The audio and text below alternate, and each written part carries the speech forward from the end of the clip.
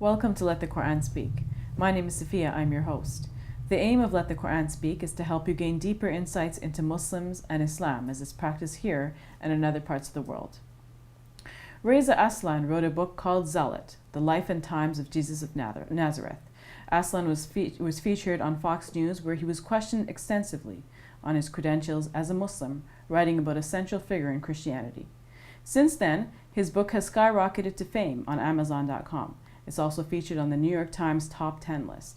What is interesting and new about Aslan's work? Does it stand up to historical analysis? And how would biblical scholars, devout Christians, and Muslims view his book? Dr. Shabir Ally, president of the Islamic Information Center, is here to help us answer those questions. Dr. Shabir Ally, welcome to Let the Quran Speak. Pleasure to be on. Now, you've had a chance to look at the book. What are your thoughts on the book? We don't want to talk about the interview too much, but we're interested in the book itself. Yeah, the book is interesting. It's different from many other books I've read because while being a scholarly piece of writing, at the same time, many parts of it read like, as one reviewer has put it, like a fast-paced novel.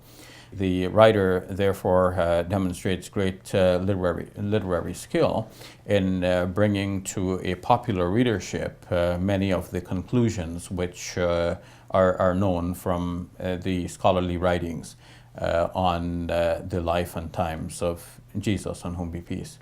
He calls Jesus, on whom be peace, a zealot. And in our understanding of the word zealot, it's a kind of a negative term. But it seems like he's using it in a different sense. Can you explain what sort of sense he's using it? Of course, we know the term zealot in the sense of an enthusiast, perhaps even more than an enthusiast. Well, almost crazed in a sense. Yeah. The way he describes the historical situation in which Jesus found himself has to do with that term. Before and after Jesus, there have been, as documented by Reza Aslan in this book, many individuals who either referred to themselves as messiahs, or nonetheless they pursued a program or preached the need for the Jews at the time to throw off the yoke of foreign governance, especially Roman rule at the time of Jesus. And these individuals are actually known and referred to as zealots. Now, in the New Testament, it is mentioned that some persons were zealous for the law, but it is also known that there were certain other individuals mentioned in the Acts of the Apostles in the New Testament who were zealous in a different way, zealous to establish the kingdom and rule of God on earth, and hence to throw off the yoke of Roman rule. So Aslan is saying that Jesus was zealous in this way. Is this accurate? We often think of Jesus as sort of a peace-loving individual who didn't want a theocratic state. But he's saying something different. The interpretation that Jesus was zealous in this way is a popular one among biblical scholars. Okay. Though, of course, it does not fit the image of Jesus as a gentle and peace-loving individual. So how do we reconcile these two images? Well, according to Aslan, and many others hold the same view, the Gospels were written much later, after Jesus had left the scene, by a few decades later. The earliest of the four Gospels is that of Mark. That was written around the year 70. Aslan says sometime after 70, shortly after that. And this would be about 4 decades after Jesus had left the scene. And Matthew and Luke were written, according to Aslan again, somewhere between the years 80 to 100. And John's Gospel, the last of them, somewhere between 100 to 120. So much later still. Now, in the intervening time, what has happened is that the Romans came in and completely destroyed Jerusalem and its inhabitants. So the surviving Jews found it necessary for them to think of their faith as something that they could live with under this tremendous force of Roman occupation. And what they found convenient for them was at the time to not promote their faith as something that would rub contrary to the demands of the state. Christians at the time were one movement within Judaism. This was a Jewish following that believed that their Messiah had come in the person of Jesus Christ, but still a Jewish following. And so if they were also under scrutiny of the Roman rulers, who were looking for anyone who would be zealous in that way and who would pose a threat to Roman rule. And the best way forward for the writers that represented Jesus, such as Mark, for example, would be to represent Jesus as being non-threatening to the Roman state. And this is how Jesus has received. So his image evolved then? Yes, his image has evolved in the minds of the Christian congregations that produced the documents that we now have about Jesus. So in other words, the Jesus of the past might have been similar to what we know of Muhammad today. Muhammad being, a political reformer, wanting to establish a sort of state or a Muslim polity of some sort. And this is a very complex question, and I don't know if I can give a simple answer to that, because it's another question as to what was the Prophet Muhammad's own agenda.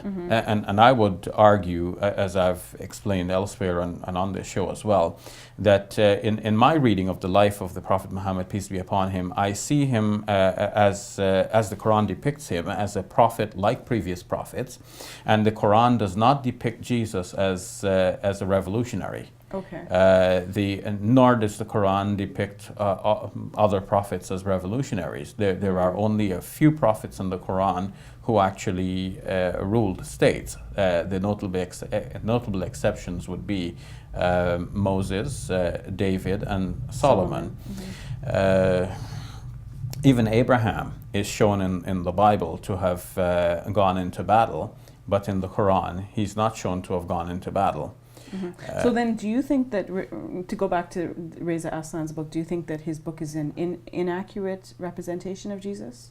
No, I would say that what is known among scholars in the field of historical studies about Jesus fits very well with what Reza Aslan has depicted. The Gospels are the main source of knowledge about Jesus, and they contain many threads of evidence.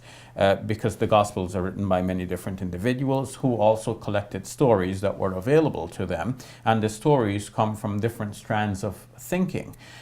Surely the stories coalesce around certain themes. Various writers have their own sort of expectations, and they gather stories that would fit those expectations and represent Jesus in 4 different ways in the 4 Gospels.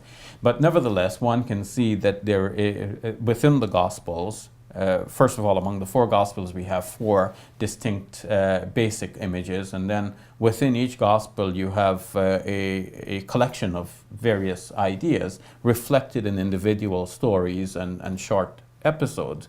So now, to sort out who Jesus was behind all of these stories, so if we take these stories and the Gospels themselves as layers of interpretation of Jesus, then to peel back these layers of interpretation and find Jesus behind, this becomes quite a puzzle for scholars. And it is often remarked that when scholars find Jesus and they give us a depiction of who Jesus was, the scholar often really is depicting a projection of his own mind, because the scholar does not have that much facts about Jesus, that many facts, and the scholar has to work with a few facts selected from a wider pool, and the selection itself of the facts to say, well, this is what we know about Jesus, that selection itself reflects a sort of orientation of the individual scholar. So do you think that's the case with Reza Aslan as well?